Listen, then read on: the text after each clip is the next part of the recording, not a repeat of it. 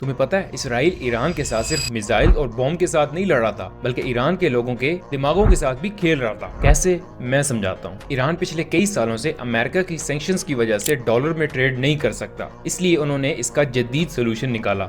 Iran Russia اور China کے ساتھ کرپٹو میں اور بٹ کوائن میں ٹریڈنگ کرتا ہے، یہاں تک کہ ایران نے جو ڈرونز استعمال کیے ہیں وہ بھی کرپٹو سے خریدے ہوئے تھے۔ اب ایران کے اندر بائنانس ایپ تو چلتی نہیں، اسی لیے نوبیٹیکس نام کی کرپٹو ایکسچینج یہی سروسز پرووائڈ کرتی تھی۔ نوبیٹیکس کرپٹو ایکسچینج ایران کی اکانومی کی بیک بون ہے، کیونکہ 90% کرپٹو کی ٹرانزیکشن نوبیٹیکس کے تھرو ہوتی ہیں، اور ایران کی حکومت بھی نوبیٹیکس کو ہی استعمال کرتی ہے۔ یہی بات اسرائیل کو بھی معلوم تھی، اسی لیے 18 جون کو نوبیٹیکس کرپٹو ایکسچینج اسرائیلی ہیکرز کی طرف سے ہیک کر لیا جاتا ہے اور $100 ملین کے کرپٹو کوائنز چوری کر لیے جاتے ہیں۔ اب $100 ملین ایک ملک کے لیے کوئی بہت بڑی رقم نہیں ہے، لیکن ہیکرز نے ایک اور سائیکولوجیکل گیم کھیلی۔ اسرائیلی ہیکرز نے ٹویٹر پر یہ بات پھیلا دی کہ وہ اگلے 24 گھنٹے میں نوبیٹیکس کرپٹو ایکسچینج کا سورس کوڈ لیک کر دیں گے، مطلب اگلے 24 گھنٹے میں جس آدمی نے اس ایکسچینج کے اندر کرپٹو رکھی ہوئی ہے وہ سب کچھ غائب ہو جائے گی۔ اس خبر کے بعد ایران کے لوگوں میں ایک پینک موڈ کریٹ ہو گیا، کیونکہ 90% کرپٹو کی ٹرانزیکشنز اسی ایکسچینج سے ہوتی تھی،